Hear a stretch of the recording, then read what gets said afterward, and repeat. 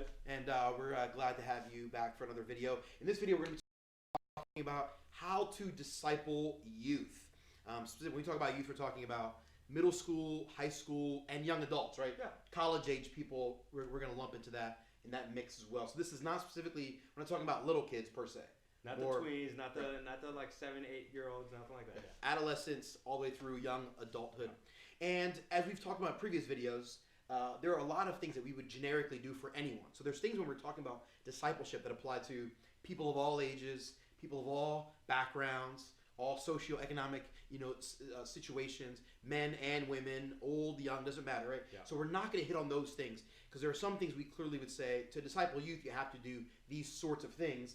But you would say that about any Christian, yeah. So we're not going to cover that here. We're specifically going to cover here what are the things that are unique to this demographic that we're talking about. And really, in addition to the fact that there's a lot of overlap, there's not really a precise one way to do it. But there's three sort of venues or three forums that you may find yourself investing in youth and young adults. And so that is the kind of in a one-on-one settings. You may end up finding yourself mentoring or discipling youth in group settings or in local church congregational settings. And so those are the three settings we're going to tackle. How do you do it effectively in all three? Because in theory, you're going to be doing it all three, right? Yeah, absolutely. So Ken, tell us about the one-on-one idea. Yeah, so one of the avenues is one-on-one, whether it's mentoring or discipleship. And what's unique about this age group is that they, first and foremost, in the one-on-one setting, need more consistent time, right? So older individuals, you might meet once a month or twice a month because you got a lot of different things going on at work, family, and different things. You can't hang out all the time. But young people really need a lot of consistent time. Right. It takes a lot more time and a lot more energy to be with them. And not because they're more work or anything like that. There's just something that as they are growing and developing and trying to figure out their identity, they want more time. Yeah. And they need to see the Christian walk be walked out way more than just an adult. So that's the first thing I would say that's unique. The second one is that you got to actually have a plan in place. You can't just hang out one-on-one and just like once a week you might be hanging out or just having lunch with them. After a while, that's going to get boring, right?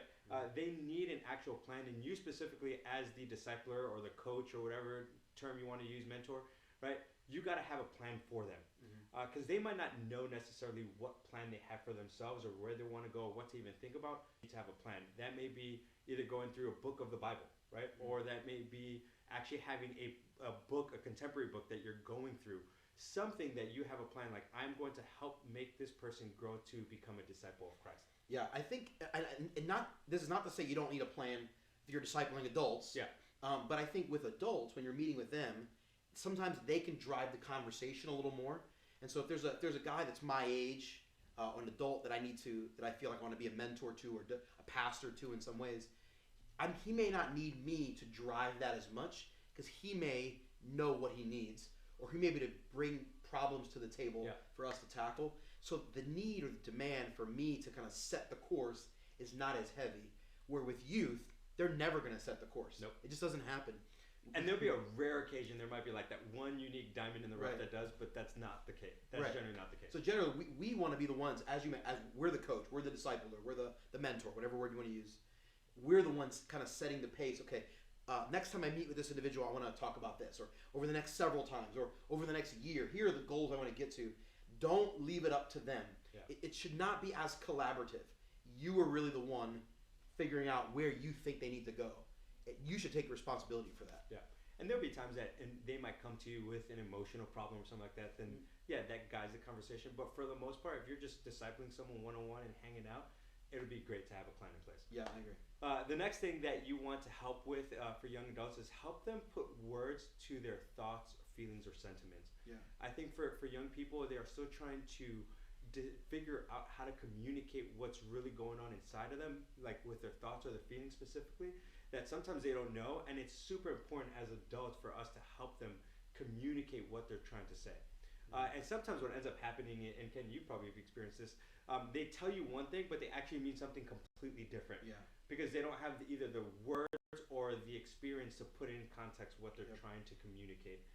So I have found many times that I'm trying to help navigate the conversation by saying like, hey, what you told me this, do you mean this? Yep. Right? And they're like, yes, finally someone gets me, someone understands me. Yeah. So you got to do that quite a bit. Same thing with thoughts that they might be having. It might be questions or of theology or apologetics that they just don't even know how to express. And when I communicated the question in a specific way, they'd be like, yes, that's what I've been wondering for a long time. Yeah, and I think part of this is that most adults, as you get older, learn how to better communicate. Adults, Yeah. right? But most adults learn how to put those words to their feelings better as they get older, and are more willing in some cases to go there. Where younger people don't know how to quite express that, and sometimes they just lack the vocabulary. Yeah. They just don't know how to say those sorts of things. And so one of the biggest things you want to make an effort when you're meeting one-on-one is really helping them figure out what are they actually saying. Yeah. So those are some really effective ways when you're in kind of that one-on-one setting, when you're meeting with people. You know, and I want to encourage everyone, if you're a pastor, church leader, mom, dad, whoever you are, spend energy to meet one-on-one with young people and give them regular time. So Yeah. I don't know, I also like to give them homework assignments, Yeah. little mini homework assignments. If I'm meeting with a guy and he's wrestling with a particular situation, I may say, I'm gonna give you a little mini homework assignment. Something I call it that. Hey, just read Galatians chapter 3 this week. And then next week when we get together, we'll meet up and we'll talk. That is very, very effective with teenagers and young adults. Most older people feel like that it's kind of condescending. You're telling me what to do. I still do it sometimes, but it's way more effective. So I'd encourage you. Yeah. Teenagers are more open to that, so leverage that. Yeah. The second forum, the second place. The first is one-on-one. The second forum or the second medium where you may end up discipling youth and young adults is in group settings. And there's a lot of overlap between that and the one-on-one. Absolutely. Right? You want to have a plan. You want to help them kind of contrast their thoughts and help them put words to their feelings and their sentiments. Right? You want to have consistency. You want to have a trajectory. You want to have goals. Like all those things are the same. But I guess the one biggest thing that I would say with groups that are unique is you want to be very strategic as to how you put that group together. Yeah.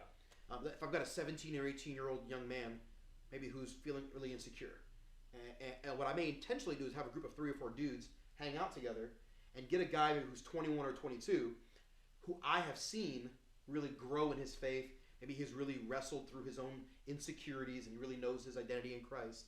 If I get that 21 or 22-year-old in the same room as a 17 or 18-year-old and we're all talking about the gospel, that 17-year-old now gets to see modeled how the gospel has impacted one of his peers. Yeah. Rather than just listening to me talk about it. And the beauty too is that now that 22-year-old is learning how to disciple that younger person because you're modeling it for him too. So it's an awesome cycle when you are very strategic in putting those groups together. Yeah, so that's the biggest thing. When you have a group setting, be very strategic on who you put where. And I'll be thinking about this Friday night, literally coming up this Friday, I've got a group of teenage guys from my church. We're going to go laser tag. And I've got another young man. Awesome. Yeah, I have a young man in my church who is a graduate student at the University of Minnesota. He's 24. I'm already thinking about him and how I'm going to intentionally connect him with some of the 15, 16-year-olds. Yeah. I'm already thinking about that because I don't want them just learning from me, but I want them learning from the whole group experience. So. That's awesome. The one other thing that we've talked about is before we started recording, we started talking about how there's really nothing off limits for youth and young adults, right? It really isn't. And particularly like the early middle school age all the way through really like freshman, sophomore of college. Yeah. Like in It's North, a good age. yeah, like 10 to 19. You can almost get away with anything, right? And that's how youth pastors get in trouble. Exactly. The youth pastor gets fired. Kenny said I could get away with anything. Well, don't take it that far. Right, but like there are topics that I think are very taboo or off limits in the minds of a lot of people. Because adults are jaded by life. We've had enough life experiences that have taught us not to trust people or not be vulnerable and not be honest. And so, for example, sexual sin. If I'm talking about a group of guys about pornography or sexual purity or masturbation, guys in their late 20s and their 30s, super hard to talk about. Super hard, right? But it's still awkward and taboo for 15-year-olds. But I can get those guys to talk about that, open up about that faster than the adult guys. And part of it is that those 15-year-olds, they've been seeing it online or they've encountered it way earlier at a younger age than older people. So all of a sudden, these young individuals, they're like, if we don't talk about it, they're just going to go online and Google it. Yeah. Right? So it's more important that we talk about it, and then they just start, once they start talking, man, it's hard for them to stop. Yeah. And so with young adults in a group setting, you have an opportunity to go somewhere with adults, I would just say take advantage of it. Don't waste that opportunity, because there's going to come a moment where you're hanging out with older adults and they just don't want to talk about those things. Yeah. I also think it's important. We talk about the rhythms when one-on-one, the importance of having a rhythm. Young people also, because many of them have been hurt by adults, they don't always trust adults. Yeah. So when you're in a group setting, if you have a rhythm, a weekly rhythm, it creates safety. They know, okay, Ken's safe. Good point. Yeah. Like, I'm always with Ken every week. He's consistent. He's reliable. He cares about me. This group is them to more likely to share their thoughts. Yeah, I think that's extremely important, especially because I remember when I was a young adult, I had a youth pastor and another mentor where I felt like every Sunday or every Wednesday we would hang out, and it was consistent. Rain, shine, like whatever was going on, even if it was one or two of us hanging out, like he would always leave the door open for us to come hang out, which made it extremely safe for us to come talk to them every single time. Yeah, that's really good. The last setting, which is a really important setting, you're going to find yourself discipling youth and young adults, is in the church setting, the local context. We are very pro local church, right? Always, right. Yeah. The great theologian Augustine said, "There's no such thing as a Christian apart from a church." Right? The idea, if you're a Christian, you should be plugged into a local church. Yeah. You should be plugged into a body, and that's really the forum where you want to be leveraging, and that's the platform you're utilizing to mentoring youth and young adults. So, Ken, how would you really utilize the church setting to mentor and disciple youth? Yeah, first and foremost, I would get young people to serve. I think our culture and everything, it's all about me, right? It's very selfish. So getting them to serve in different places in the church is super vital. One, so that they can see other people and how they interact. And second is that they could start learning giftings very early on. That's a great point. You know, so as they're serving, you might notice like, hey, you have a gift of administration. You might be only 14, but hey, go work over here to work on your gift of administration, right?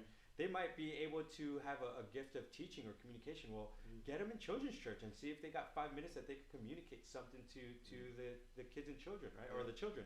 So that's super important for them to serve as much as possible and I hear, church. What I heard you just said something really important. Certainly serving within the youth ministry department is valuable, but you just said get them serving in other areas of the church, even more important, right? Yep, it's absolutely. Because what ends up happening is sometimes you make a little bubble within the youth group. We're like, oh, just serving the youth group. No. You want to get them serving everywhere. Yeah. Right? Because that's when their gifts can be expounded on. Man, that's a children's ministry is a great place. Yeah. But the women's ministry, the young women in your church, in your youth group, you get them serving in the women's ministry and helping, right? In some ways, whatever. You come up with so many examples, and that's a great point that I hadn't thought about. You just said that, and I was thinking how valuable it was. One of my best friends growing up, the guy who led me to Jesus, is a sound man today. He's a world-renowned sound man. He's considered one of the best audio engineers. Travels with big bands that many of you have heard of. He learned how to run sound and mix the soundboard in youth group. That's awesome. When he was in high school, he started learning, started messing, and one of our youth leaders taught him how to run sound. He would run sound for our youth ministry, and he learned that he had a really good ear. One of the guys was like, man, you're really good. You have a really good ear. And now my friend Jim is one of the best literally one of the top 3 audio engineers in the world. He's traveled with Guns N' Roses and Janet Jackson and Phil Cocker and all these other big name, or Joe Cocker, all these big name artists. Kesha, a couple of anyway. He's traveled. He's traveled a bunch of R&B bands, but he learned how to run sound in youth group on Wednesday nights, and he discovered a gift and a calling. And the same, I realized my ability to preach and teach in youth ministry. Yeah. My youth pastor gave me a chance to preach a few times and to teach in Sunday school and on Wednesday night to the rest of my peers. Yeah. And that really was a huge part of kind of setting the trajectory for my life. Yeah. In a lot of ways. And one of the other caveats that I add is make sure that the places they're serving they feel meaningful and purposeful, and it's not just a random busy work. There are busy things and menial tasks that we have to do, but just be mindful that it's not always like, hey, you got Billy there, he's always going to do this small little task that no one, and he doesn't get other opportunities to serve in greater capacities. Yeah.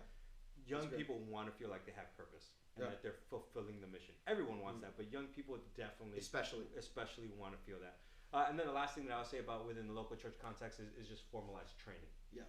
Then you need to have formalized training. I know we talked about having a plan in place, whether you're doing one-on-one or group settings, but it's really important that you have a formalized training, whether it's you're going through books of the Bible or developing young leaders within your group, that they are having formalized training so they know how to, one, defend their faith, right? Know how to articulate their faith, and ultimately be able to express their faith with others. Yeah, I remember when I was in high school back in the 90s, long time ago. Wow. You are so old. I know, we had VHS tapes. Anyway, back in the 90s, my youth pastor, he would do classes on Saturday. He had a thing called the servant circle. So if you were a young person that he thought maybe you had the potential to be a leader to your peers, a student leader, so to speak, he would have you over to his house Saturday mornings once a month. His wife would cook some breakfast. We'd have a big thing. We do basically a Bible study. Yeah. How do we serve our peers? That's awesome. It was a lot of fun. We also do these classes occasionally every spring. I remember one year we did "Don't Check Your Brains at the Door."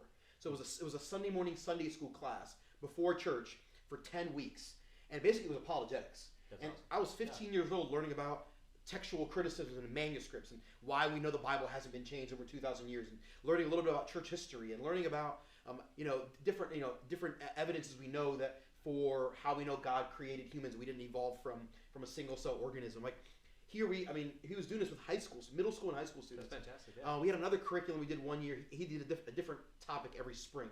He did another one called Leading from the Lockers, which is a curriculum put together by John Maxwell and Tim Elmore at the Enjoy Group. And Leading from the Lockers, basically it was John Maxwell's curriculum for high school students. And he took us through how do you be a leader, as a high school student in your high school. And he was teaching these concepts.